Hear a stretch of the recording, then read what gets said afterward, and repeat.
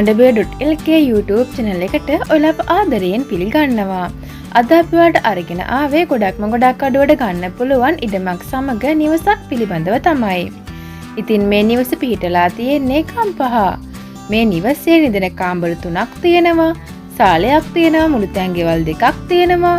අඩි 10ක පාර, අත්තනගල්ල නගරයට විනාඩි 15ක දුර, නිට්ටඹු නගරයට කිලෝමීටර් 6ක දුරක් තමයි තියෙන්නේ.